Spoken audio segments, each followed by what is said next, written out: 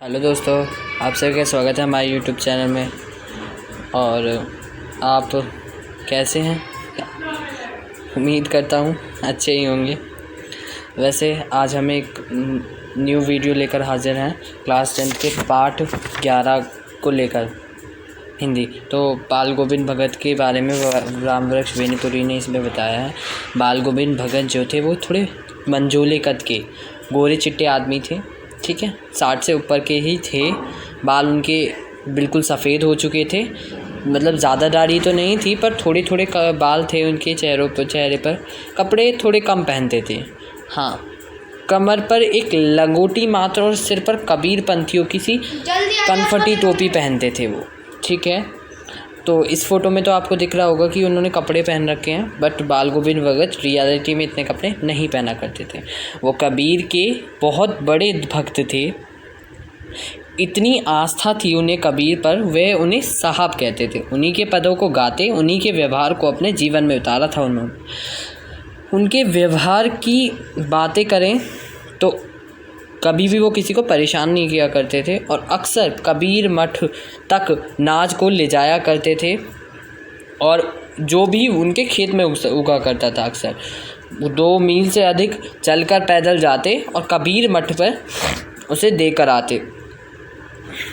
कबीर पर इतनी आस्था रखते कि जो फलस्वरूप उन्हें कबीर मठ से मिलता उसी से अपना जीवन यापन पूरे साल का करते। उनके मधुर गायन की तो जैसे कोई शब्द ही नहीं थे। इतना सुंदर वह गाते कि आसमान बादलों से घिरा था।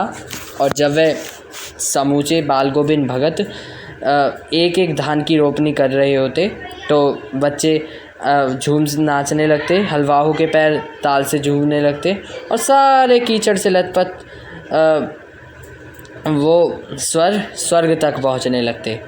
और ऐसे ही वह अक्सर बहादों में गाया करते थे रात के समय, और उनकी मधुर आवाज़ सारे आकाश को मोह लेती थी।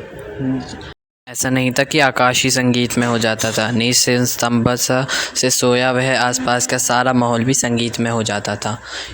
हाँ, वह अलग बात है कि कोई रात के समय उसे सुनता नहीं था। वह अक्सर कबीर के इस पद को ज़रूर गाया करते थे, तेरी कटरी में लागा जो मुसाफिर जाग ज़रा। ये रात के लिए गीत होता था।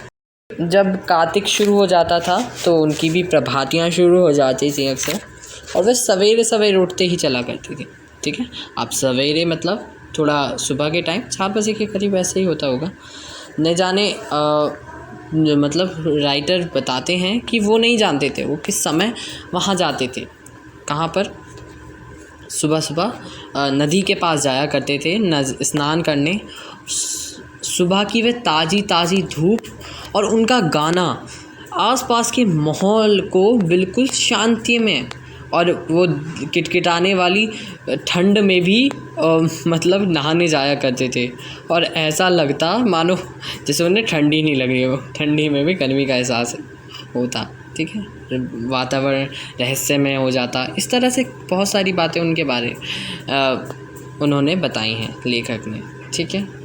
तो वो बताते हैं कि वो पोखर पर नहाने जाया करते थे अक्सर। उसके अलावा जब आपने देखा ना आफ्टरनून टाइप की होती है गर्मियों में, संझा, उस समय जब वह गाते थे ना, आप समझ सकते हैं कि वो कितना उमस भरी शाम होती होगी या दोपहर का समय, वो भी शीतल हो जाया करता था बिल्कुल।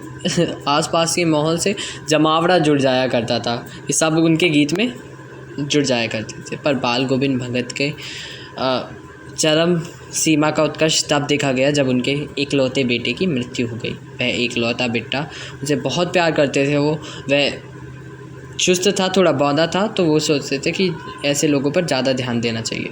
तो बेटा के क्रियाक्रम में तूल नहीं किया और अपनी पुत्र वधू से कहने लगे, जो कि इकलौती थी, कि रो मत, गाना गाओ, आत्मा परमात्मा से मिल गई है। और तल्लीनता से रमकर एक मतलब पूरी शांति के साथ बैठकर उनके ऊपर एक कपड़ा ढक दिया और गाना बजाना उन्होंने शुरू कर दिया। तो इसके अलावा उन्होंने अपनी पुत्र वधू को उसके पुत्र वधू के भाई के साथ विदा कर दिया कि इसकी दूसरी शादी करवा देना। इससे पता चलता कि वो सामाजिक कुरीतियों पर विश्वास नहीं करते थे। ठीक है। पुत्रवधू उन्हें छोड़कर अकेला नहीं जाना चाहती थी, क्योंकि उसके अलावा उन्हें खाने पीने जाने वाला कोई नहीं था, पर उन्होंने ज़बरदस्ती कर उन्हें वहाँ से भेज दिया। उसके अलावा एक बार वो गंगा स्नान के लिए पर गए।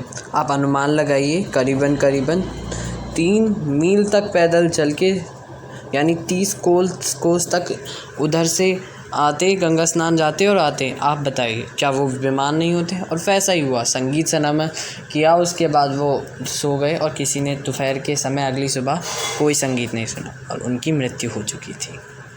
So thank you. चैप्टर यहीं ख़त्म होता है। उम्मीद करता हूँ आपको वीडियो अच्छी लगी होगी और मिलते हैं अगली वीडियो में। तब तक के लिए